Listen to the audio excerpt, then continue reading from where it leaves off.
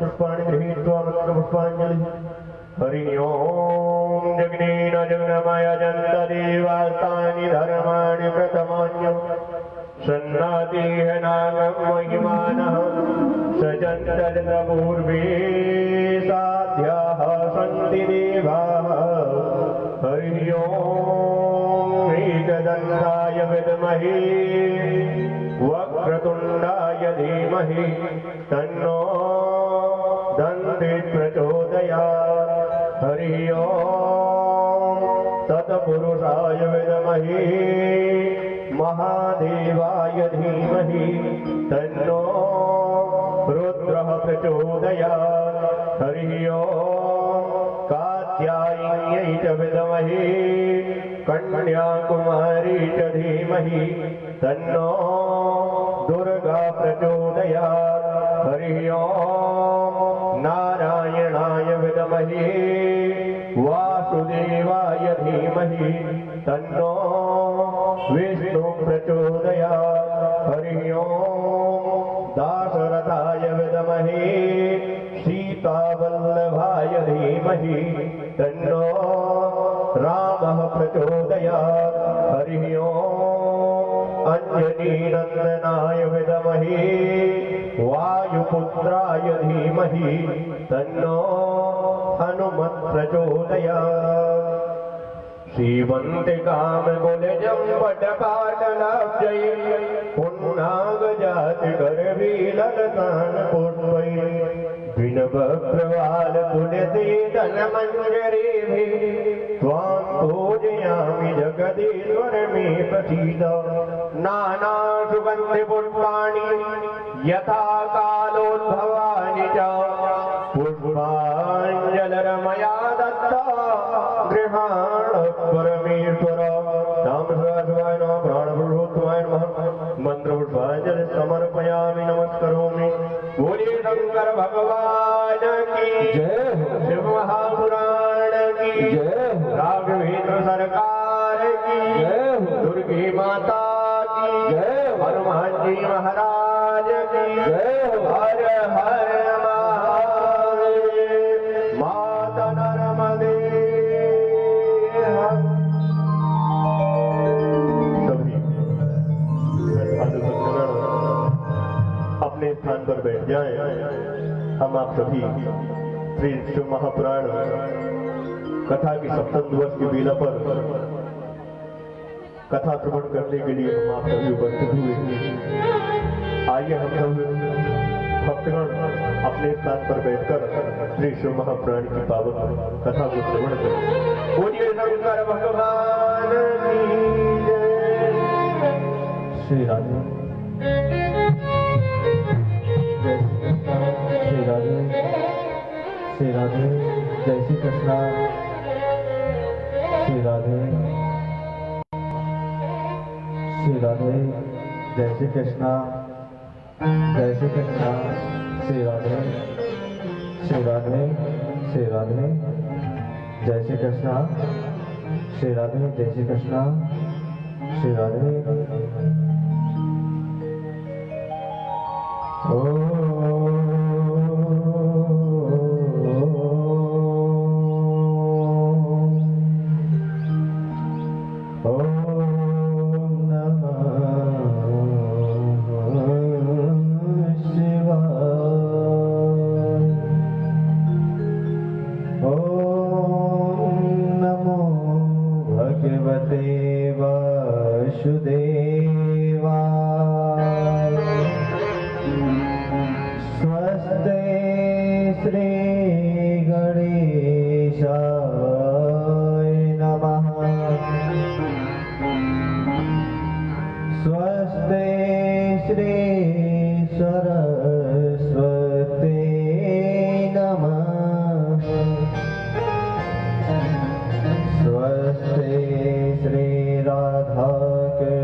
चरण कमलेभ्यो नमः। स्वस्ते श्री उमा महेश्वर चरण कमलेभ्यो नमः। स्वस्ते श्री गुरु चरण कमलेभ्यो नमः।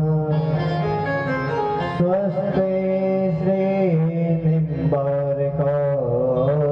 नमः। गजाननं भूतिगणाधिसेवतं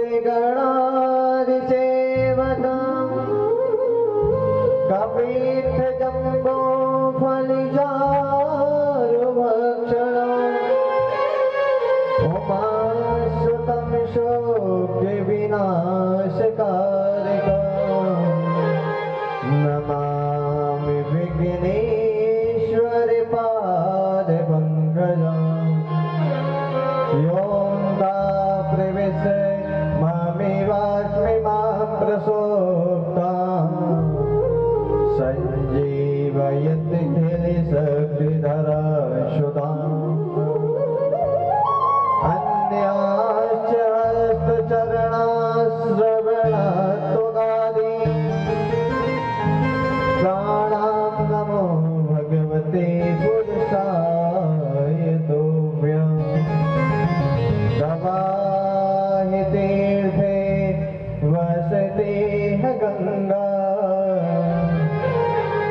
पुष्टे तद्जसे तथा प्रपदा।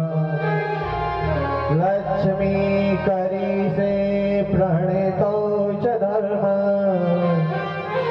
तासां प्रणामि सततं च कुर्यात्।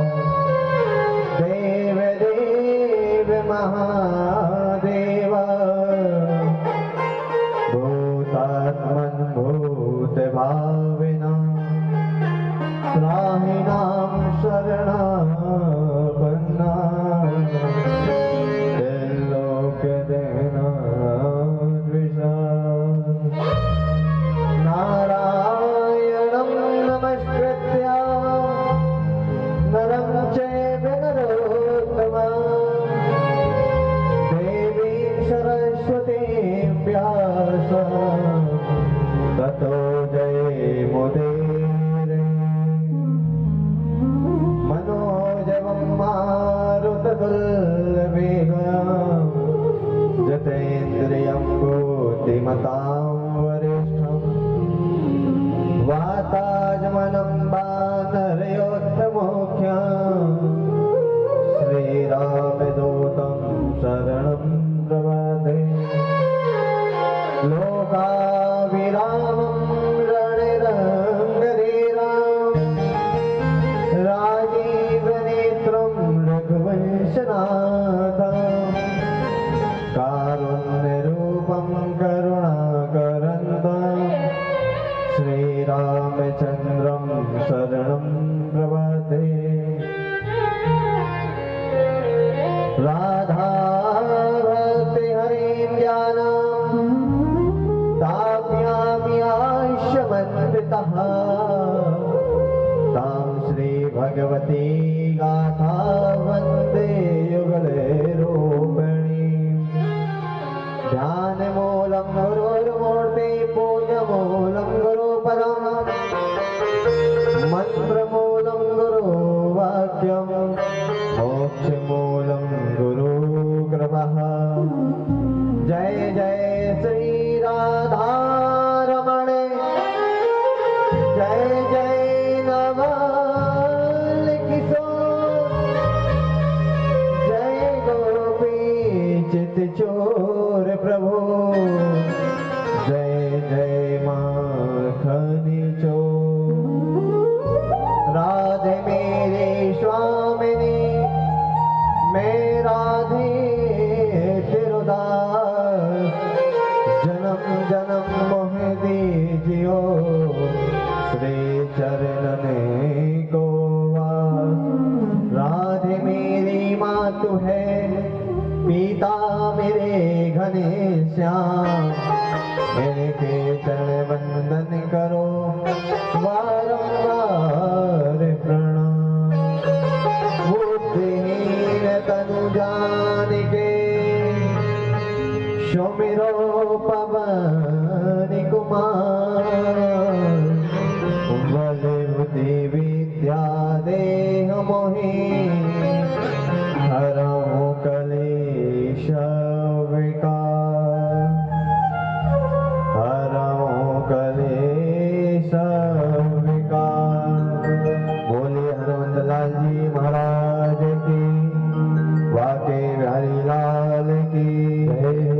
शंकर भगवान की जय हो, माता पार्वती की जय हो, गणेश भगवान की जय हो, कार्तिक भगवान की जय हो, निम्बार्क भगवान की जय हो।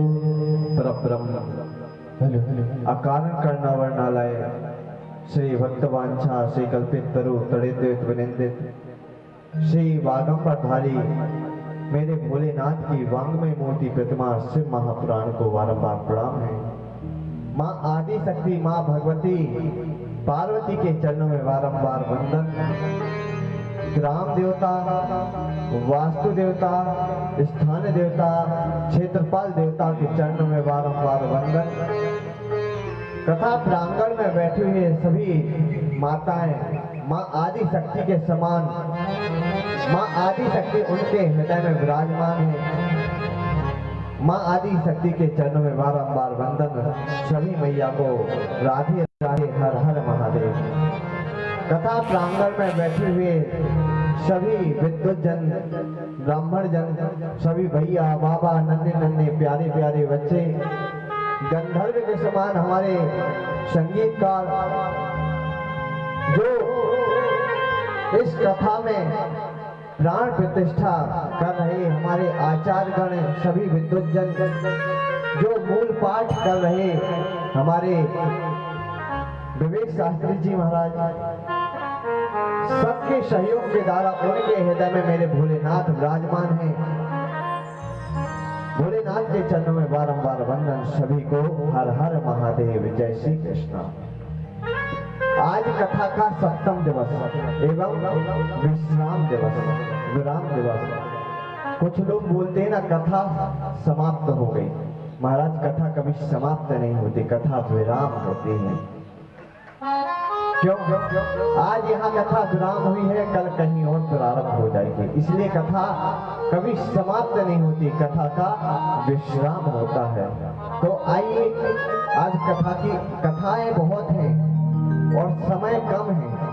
आज भोलेनाथ की ऐसी असीम कृपा कि हमें शाम की जगह दिन में कथा रखनी पड़ी और आज कथा के विश्राम के बाद पूर्ण आहुति भी है, हवन भी है। तो आइए कि हम भोलेनाथ का भजन करें, कीर्तन करें, प्रभु से कहें हे प्रभु, हमने 60 दिन तक मन चित्त से ध्यान से आपकी इस कथा को श्रवण किया। यदि कोई हमसे त्रुटि बन गई हो आपका पूजन करने में, कथा श्रवण करने में, या किसी के गलती से अपमान हो गया हो तो आप हमें क्षमा करना। शंकर तेरी जटा से बहती है गंगधारा, शंकर तेरी जटा से बहती है गंगधारा,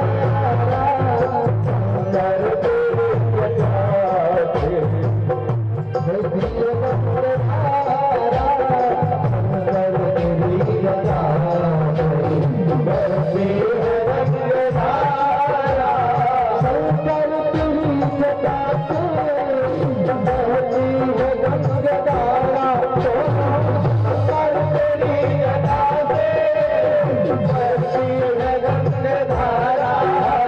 बहती है गंगधारा, बहती है गंगधारा। माल घटा के अंदर, माल घटा के अंदर, जिनका भी उधार अंदर तेरी जटा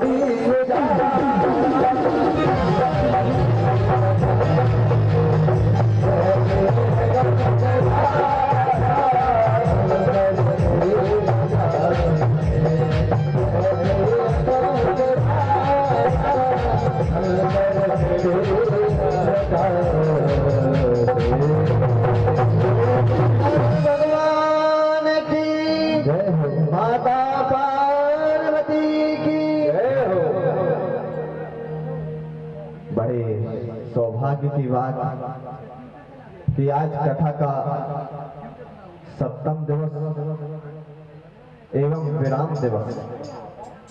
कल भगवान ने भोलेनाथ ने बहुत परीक्षा ली। भगवान ने परीक्षा ली तो हम भी उसमें पास भी हुए। हम भी हटे नहीं यहाँ से, क्योंकि भगवान से कहा प्रभु आप कितनी भी परीक्षा लो, जब ज्यादा ही परीक्षा उन्होंने लेने लगी तब विश्राम करना पड़ा और इस कथा को दोपहर में रखना पड़ा, क्योंकि नियम से महापुराण का 11 दिन का है, 9 दिन का है और उससे 7 दिन का है कि हम से महापुराण को 11 दिन में श्रवण करें, 9 दिन में श्रवण करें, 7 दिन में श्रवण करें। श्री राधे। तो इसका जो नियम बनाया गया है ना, तो मनुष्यों को देख करके बनाया गया है। क्यों? कलियुग के प्राणियों को देख करके बना गया है। क्योंकि जो कलयुग के प्राणी होंगे ना, उनके पास समय नहीं होगा, ना तो भजन करने का, ना कीर्तन करने का।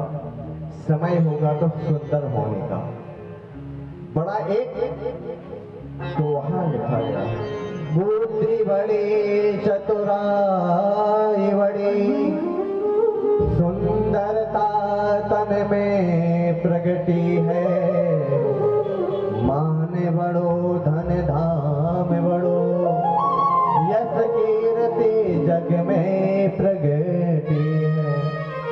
झूमत द्वार गजेंद्र हजार, तो इंद्र से कचुनाई गति है।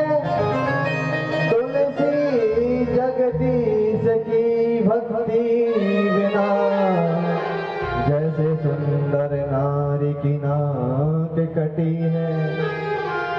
बुद्धि बड़ी चतुराई बड़ी, किसी के पास बुद्धि बड़ी है, किसी के पास चतुराई बड़ी है, किसी के पास सुंदरता तन में प्रगति है, कोई बड़ा ही सुंदर। मान बड़ो धन धान बड़ो, कोई मन से बड़ा है, कोई धन से बड़ा है, कोई यश से, कोई कीर्ति से बड़ा है।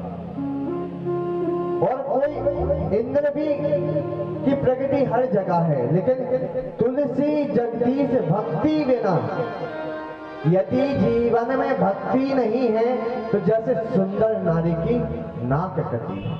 कितनी भी सुंदर हो महाराज, कितना भी क्रीम पाउडर पार्लर जाकर के सुंदर बन जाए, और यदि हृदय में भक्ति नहीं है, प्रभु के प्रति प्रेम नहीं है, तो वो सुंदर नारी की नाक कटी जैसे है। सुंदर बन के तो महाराज सूर्पनखा भी आई थी, तो क्या हुआ था? भगवान को पाने के लिए तो नाक कट गई थी। क्यों? भक्ति नहीं था, प्रेम नहीं था ना। और भगवान श्री राम से क्या कहती, मुझे जग में सुंदर व्यक्ति कोई मिला नहीं है, थोड़ी बहुत तुम मिले हो, थोड़ी बहुत तुम मिले हो। मतलब वो भगवान राम से कह रही, आप थोड़ी बहुत मिले हो, इससे ज्यादा और कोई नहीं मिला।